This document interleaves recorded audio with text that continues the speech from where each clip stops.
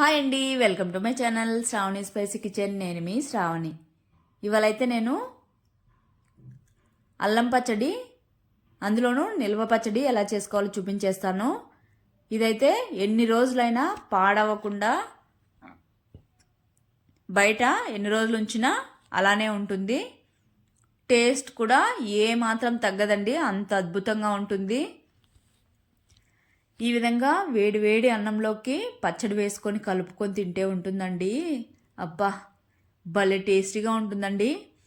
నోట్లో నీళ్ళు ఊరిపోయే అంత టేస్టీగా ఉంటుంది. వేడి వేడి అన్నంలో పచ్చడి వేసుకొని, ఇంకా నెయ్యి తినే వాళ్ళైతే ఇంకా బాగా నెయ్యి కూడా వేసుకొని తింటే కూడా భలే ఉంటుంది. ఈ విధంగా ముద్ద కలుపుకొని నోట్లో పెట్టుకుంటే ఇందులో పులుపు, కారం, తీపి కలిపి భలే కమ్మగా ఉంటుందండి. ఇదైతే అస్సలు మిస్ అవ్వద్దు, తప్పకుండా ట్రై చేయండి. ఒక్క వేడివేడి అన్నంలోకే కాదు, ఇడ్లీ, దోశ, చపాతీ ఎందులోకి తిన్నా చాలా బాగుంటుంది. చపాతీలోకి ఏం బాగుంటుందండి అనుకోకండి, ట్రై చేసి చూడండి, తెలుస్తుంది మీకైతే. భలే బాగుంటుంది. లేట్ చేయకుండా అయితే ప్రాసెస్లోకి అయితే వెళ్ళిపోదాం. ముందుగా అయితే 1 కప్పు అల్లము పైన చెక్కు తీసేసుకొని వాష్ చేసేసుకొని పక్కన పెట్టేసుకున్నాను. తర్వాత ఒక మిక్సర్ జార్ తీసుకొని అల్లం ఇందులోకి ట్రాన్స్ఫర్ చేసేసుకొని ఈ విధంగా బాగా మెత్తగా మిక్సీ పట్టుకోవాలి. పలుకు అనేది లేకుండా మెత్తగా మిక్సీ పట్టుకోవాలి. ఇక్కడ మిక్సీ పట్టుకున్న తర్వాత ఒక బౌల్లోకి అయితే తీసి పక్కన పెట్టేసుకోవాలి. తర్వాత కడాయి పెట్టుకొని 1 స్పూను మెంతులు, అలానే 2 స్పూన్లు అయితే మినపప్పు తీసుకుంటున్నాను. ఇక్కడ పొట్టునటువంటి మినపప్పు తీసుకున్నానండి. మీరైతే లేనట్లయితే నార్మల్ అయినా తీసుకోవచ్చు, పర్లేదు. తర్వాత 2 స్పూన్లు అయితే ఆవాలు తీసుకోవాలి. తర్వాత 2 స్పూన్లు ధనియాలు తీసుకోవాలి. నేను ఇక్కడ చూపిస్తున్న క్వాంటిటీకి బట్టి. అల్లం అనేది మిక్సీ పట్టిన తర్వాత 1/2 కప్ అయిందండి, దాని మెజర్మెంట్స్కి సరిపోతుంది. ఇదైతే 2 స్పూన్స్ జీలకర్ర వేసుకోవాలి. వేసుకున్న తర్వాత అయితే మంటను లో ఫ్లేమ్లో పెట్టుకొని మనం వేసుకునే ఇంగ్రీడియంట్స్ అన్నీ మంచిగా ఈ విధంగా వేయించుకుంటూ బాగా కలర్ వచ్చేంత వరకు వేయించుకోవాలి. ఇవి వేయిస్తున్నప్పుడైతే స్మెల్ అయితే అదిరిపోతుందండి. ఆ స్మెల్కే కడుపు నిండిపోతుంది, అంత బాగుంటుంది.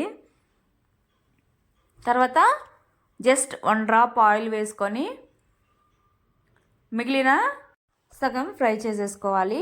ఈ విధంగా ఫ్రై అయిన తర్వాత పచ్చికరివేపాకు వేసుకొని, కరివేపాకు అనేది బాగా డ్రై అయిపోవాలి. ఆ విధంగా ఫ్రై చేసేసుకోవాలి.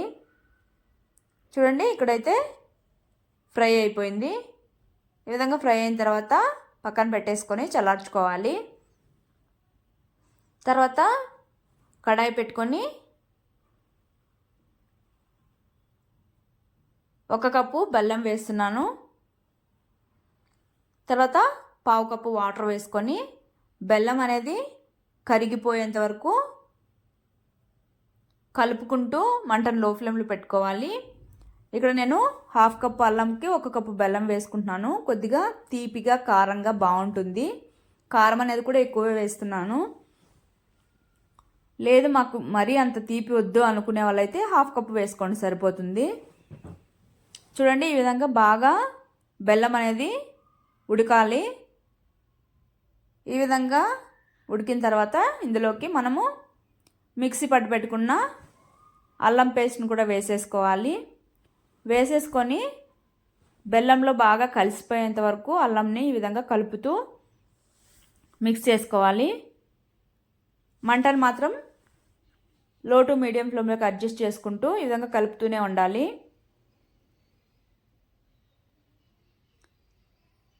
ఈ విధంగా కొంచెం ఫ్రై అయిన తర్వాత ఇందులోనే 1 కప్పు చింతపండు అండి. చింతపండు అనేది అందులోనివి మొత్తం బాగా క్లీన్ చేసేసి సీడ్స్ అనేవి ఏం లేకుండా వేడి నీళ్ళలో నానబెట్టేసుకున్నామంటే ఒకసారి మిక్సీ పట్టేసుకుంటే సాఫ్ట్గా అయిపోతుంది. ఈ విధంగా చింతపండు గుడ్డు కూడా బాగా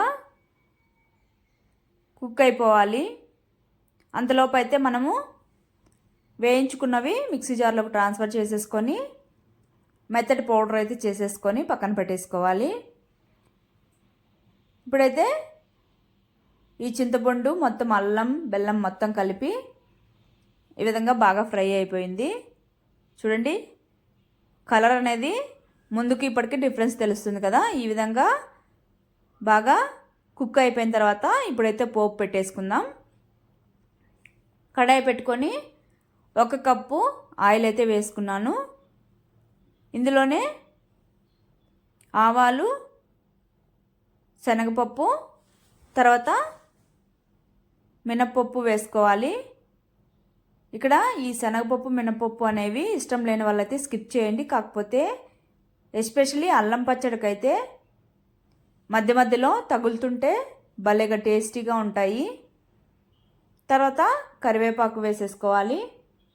కరివేపాకు అనేది చిట్పట్లాడిన తర్వాత ఇందులోనే పసుపు 1 స్పూన్ వేసుకోవాలి. తర్వాత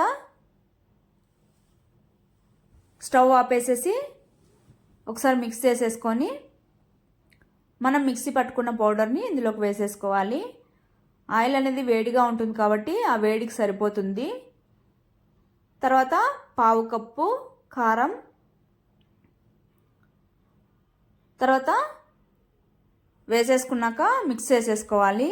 సాల్ట్ అనేది ఇదంతా మొత్తం మిక్స్ అయిపోయాక వేసుకోవాలి. ఉండలేం లేకుండా ఆయిల్లో బాగా కలిపేసుకున్నాక సాల్ట్ కూడా 1/2 కప్పు కంటే కొద్దిగా తక్కువ వేసుకోవాలి. మరీ సాల్ట్ ఎక్కువైతే బాగోదు టేస్ట్. కాబట్టి సాల్ట్ మాత్రం చూసుకొని వేసుకోండి మీ తీసుకునే క్వాంటిటీని బట్టి.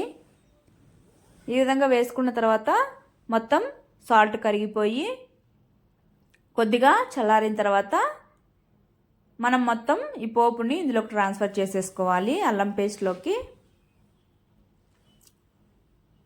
ఈ విధంగా ట్రాన్స్ఫర్ చేసుకున్న తర్వాత మొత్తం ఒకసారి బాగా కలిపేసుకోవాలి. స్లోగా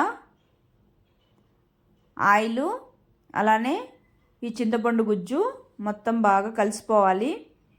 ఈ విధంగా మిక్స్ చేస్తూనే ఉండాలి.